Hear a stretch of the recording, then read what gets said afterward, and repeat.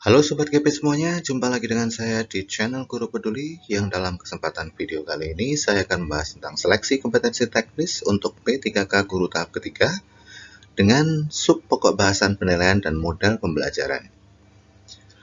Video ini merupakan kompilasi soal pedagogik dari seleksi P3K Guru tahap 1 dan 2. Sebelum saya lanjutkan, saya akan mengucapkan banyak terima kasih kepada rekan-rekan yang sudah subscribe dan kepada rekan-rekan yang belum subscribe, tolong ringankan jari Anda untuk klik subscribe dan nyalakan lonceng Anda. Mari kita langsung masuk ke latihan soal dan pembahasan. Soal yang pertama, selain menguasai bidang keilmuan yang diajarkan, seorang guru juga harus memiliki kemampuan untuk mengelola pembelajaran peserta didik. Kemampuan ini disebut sebagai kompetensi A. Pedagogik, B. Profesional, C. Kepribadian, D. Sosial, atau E. Budaya. Menurut rekan-rekan, kemampuan mengelola pembelajaran itu adalah ini adalah kemampuan pedagogik ya. Mari kita langsung masuk ke soal berikutnya, nomor 2. Berikut ini yang bukan merupakan kompetensi pedagogik adalah A. Kemampuan seorang guru dalam memahami peserta didik. Apakah ini masuk? Menurut saya iya. B. Kemampuan merancang dan melaksanakan pembelajaran dan pengembangan peserta didik. Ini juga termasuk kompetensi pedagogik. C. Kemampuan merancang dan melaksanakan evaluasi hasil belajar peserta didik. Ini juga masuk. Dan yang terakhir, kemampuan bidang keilmuan yang diajarkan. Ini bukan termasuk kemampuan pedagogik, tapi ini termasuk kemampuan atau kompetensi profesional atau pelajaran yang diampu. Berikutnya.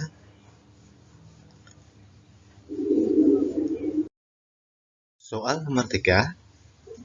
Definisi penilaian menurut Saputra LS, Salikun, dan Nugroho W adalah A. Proses penentuan nilai angka yang menjadi parameter evaluasi peserta didik. B. Proses perumusan nilai angka yang dituangkan dalam rapor siswa. C. Proses pengumpulan dan pengolahan informasi untuk menentukan pencapaian hasil belajar peserta didik. D. Proses penentuan kenaikan atau kelulusan peserta didik. Atau E. Proses kuantifikasi perkembangan peserta didik ke dalam skala penilaian. Rekan-rekan, yang tepat adalah jawabannya Charlie ya. Penilaian menurut Saputra LS, Salikun, dan Nugroho W adalah proses pengumpulan data dan pengolahannya untuk menentukan pencapaian hasil belajar peserta didik. Berikut ini definisinya ya. Penilaian adalah proses pengumpulan dan pengolahan informasi untuk menentukan pencapaian hasil belajar peserta didik. Ini dituangkan oleh Saputra, Salikun, dan Nugroho dalam buku Pegangan Guru PKN kelas 8. Buku Kurikulum 2013 Jakarta, Kementerian Pendidikan dan Kebudayaan. Jelas ya rekan-rekan? Berikutnya soal nomor 4. Penilaian harus mampu menelusuri dan melacak kemajuan siswa sesuai dengan rencana pembelajaran yang telah ditetapkan.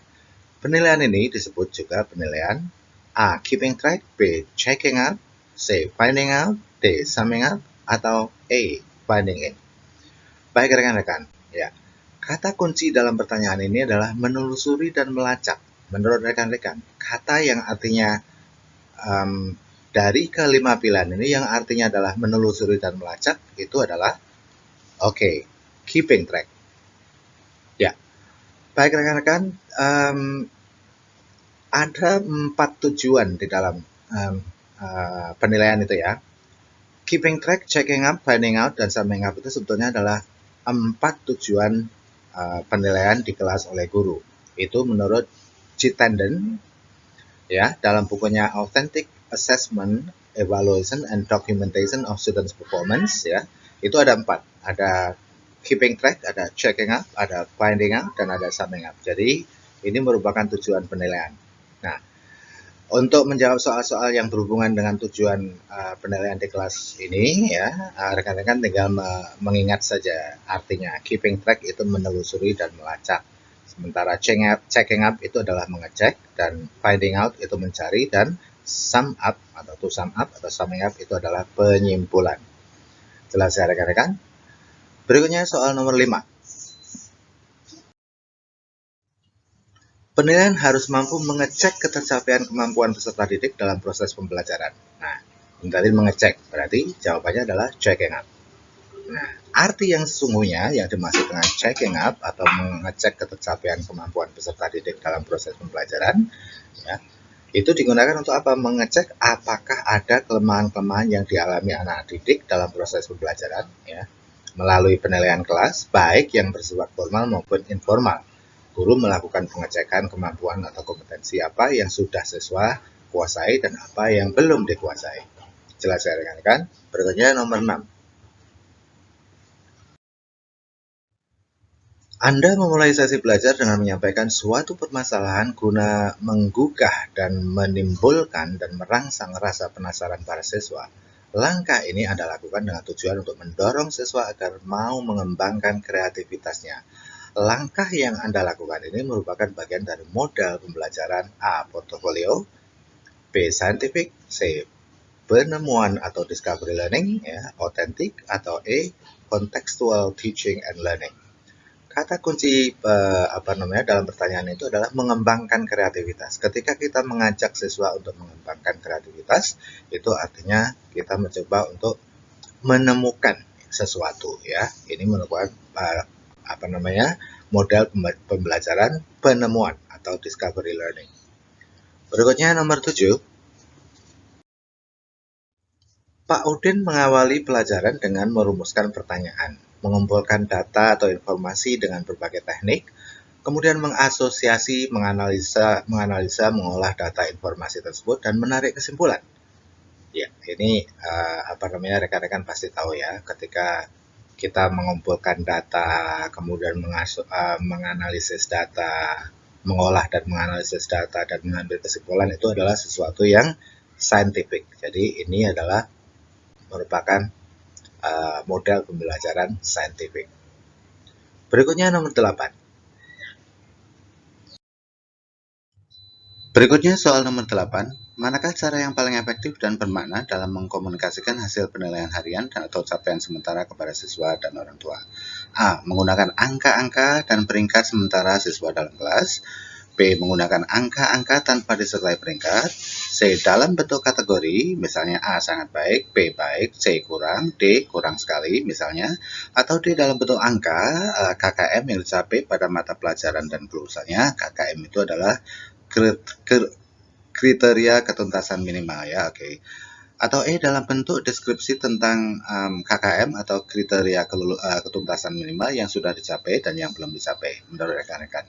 Ya, yang paling tepat jawabannya adalah Eko, ya. Jadi ketika kita menyampaikan penilaian harian atau capaian sementara kepada siswa, itu sebaiknya ya dengan bentuk deskripsi KKM, apa yang sudah dicapai dan apa yang belum dicapai gitu. Oke. Berikutnya soal nomor 9. Penilaian yang dilakukan oleh seorang guru harus dapat menilai kemampuan siswa sesuai dengan tuntutan kurikulum dan meliputi berbagai aspek. Hal ini sesuai dengan prinsip penilaian titik-titik A terbuka, B menyeluruh, C bermakna, D adil, atau E sahih. Oke, kata kunci dalam pertanyaan ini adalah penilaian yang meliputi berbagai aspek. Yang memiliki berbagai aspek itu artinya lebih dari satu aspek atau semua aspek. Itu artinya menyeluruh. Oke, ada aspek kognitifnya, ada aspek afektifnya, dan juga aspek psikomotoriknya. Jadi, penilaian yang menyangkut atau meliput semua aspek, baik itu kognitif, afektif, dan psikomotorik, itu artinya penilaian menyeluruh. Oke, jadi prinsip menyeluruh dalam penilaian itu mengandung arti bahwa penilaian yang Anda lakukan harus mampu menilai keseluruhan kompetensi yang terdapat dalam kurikulum yang mungkin meliputi ranah kognitif, afektif, dan psikomotor. Jelas rekan-rekan? Oke, kalau sudah jelas, mari kita lanjut ke soal berikutnya, nomor 10. Salah satu indikator yang dapat menunjukkan kualitas butir tes urean yang baik atau kualitas butir tes urean yang baik adalah A. Menuntut jawaban berupa ungkapan pendapat siswa, bisa jadi ya. Uraian itu ya harus menuntut jawaban yang berupa pandangan siswa atau pendapat siswa ya. B. Menuntut jawaban berupa fakta-fakta yang sebenarnya, bisa jadi juga. C. Ditulis dalam bahasa Indonesia yang baik dan benar.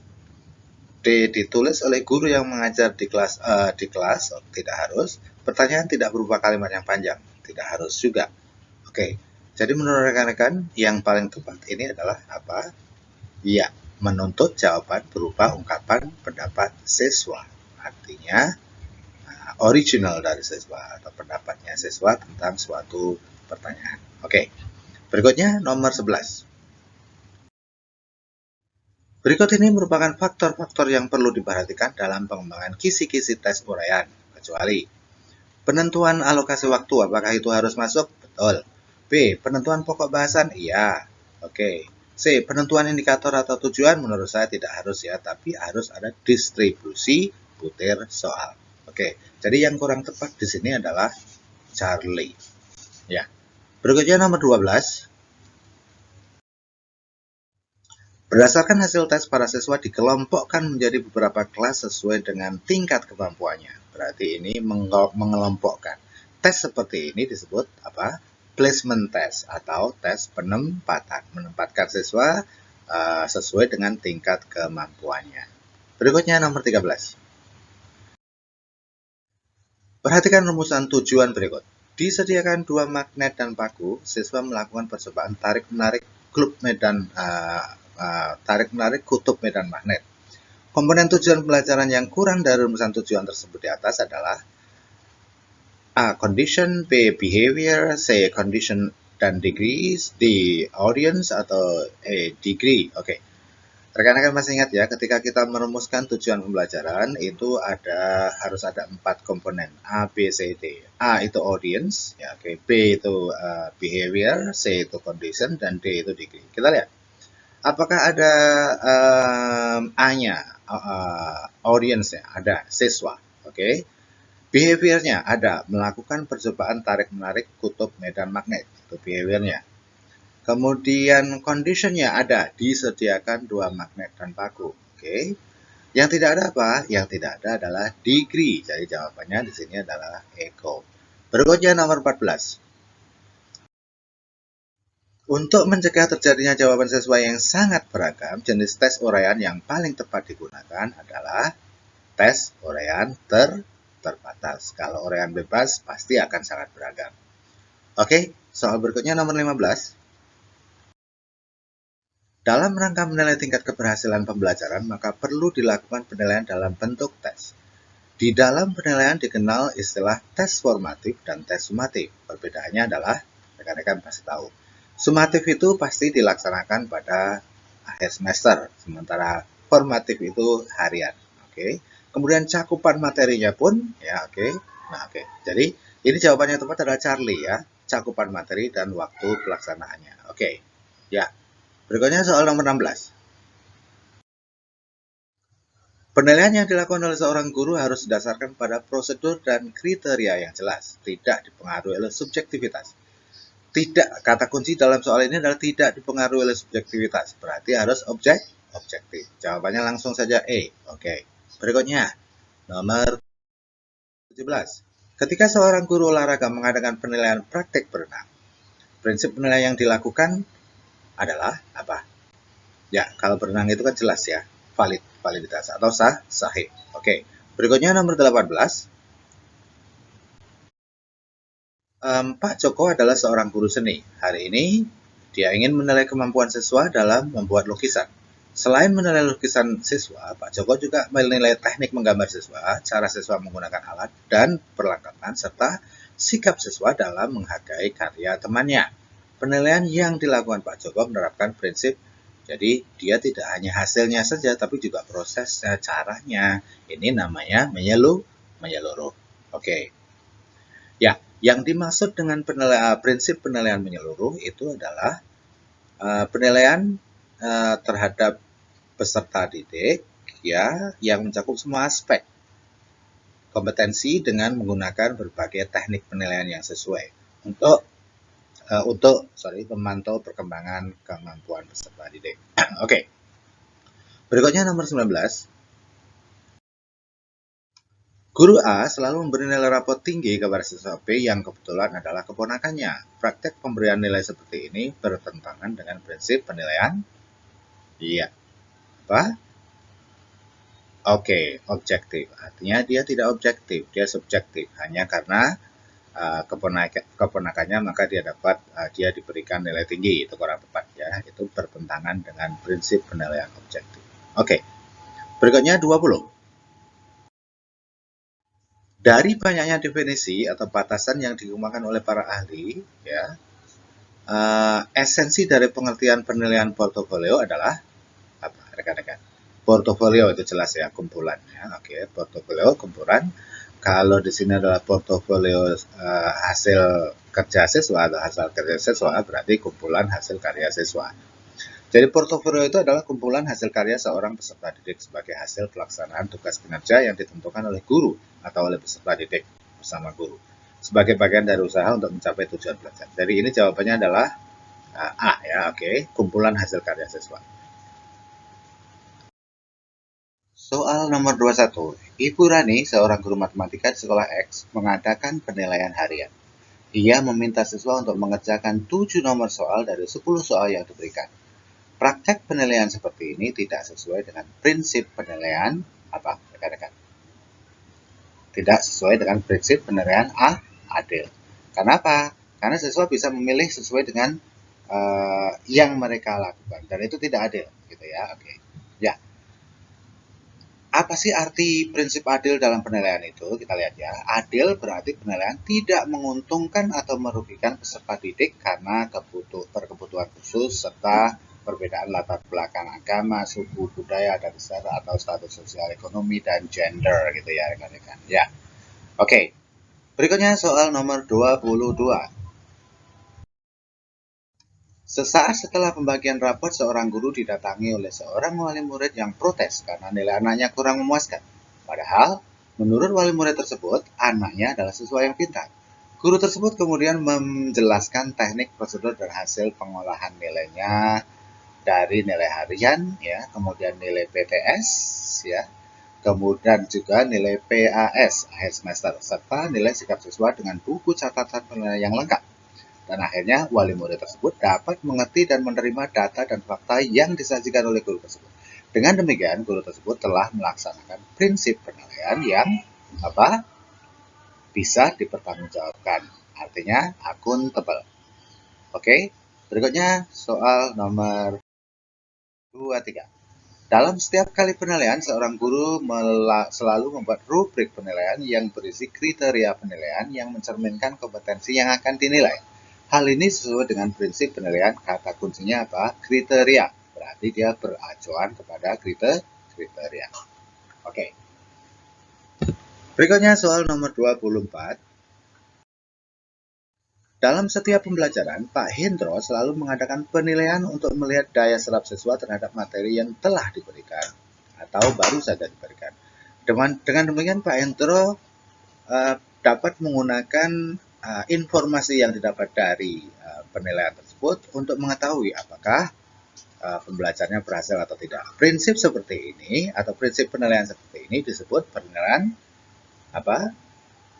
terpadu. Artinya penilaian yang menjadi bagian dari proses pembelajaran. Itu namanya integrated assessment. Oke. Berikutnya pada soal nomor 25, pada setiap awal semester Anda sebagai guru selalu menjelaskan penilaian yang akan dilaksanakan selama 1 semester dan penentuan nilai akhir yang akan dijadikan dasar untuk memberi nilai di raport. Dengan melakukan hal ini, berarti Anda telah menerapkan prinsip penilaian yang terbuka. Artinya apa? Kita buka kepada semua peserta didik, ya, bagaimana penilaian akan dilakukan. Jadi mereka tahu informasi. Berikutnya soal nomor 26 atau soal yang terakhir pada video kali ini. Perhatikan butir soal berikut ini. Sebutkan 3 buah sungai di Provinsi Jawa Barat yang bermuara di Laut Jawa. Butir soal tersebut, menurut Anda, apakah cukup bagus karena jumlah sungai yang ditanyakan sudah terukur? Atau B, cukup bagus karena ditulis dengan bahasa yang mudah dimengerti? Atau C, kurang bagus karena hanya mengukur tingkat berpikir rendah atau ranah ranah ingatan saja. Oke. Kita ingat ya, ada low order thinking skills dan ada juga high order thinking skill. Atau D, kurang bagus karena ditulis dalam kalimat yang sangat pendek. Ya, menurut saya ini kurang bagus karena apa? Karena dia hanya mengukur tingkat berpikir rendah. Seharusnya pertanyaan itu atau soal-soal itu mengukur tingkat berpikir yang lebih tinggi. Jadi jawabannya adalah Charlie. Baik rekan-rekan, semoga bermanfaat. Ya, jangan lupa untuk tekan tombol like, subscribe, dan tuliskan komentar Anda. Anda kalau ada request silahkan, nanti akan saya buatkan videonya ya. Dan thanks for watching. See you in the next video. Wabillahi taufiq wal hidayah. Wassalamualaikum warahmatullahi wabarakatuh. Bye.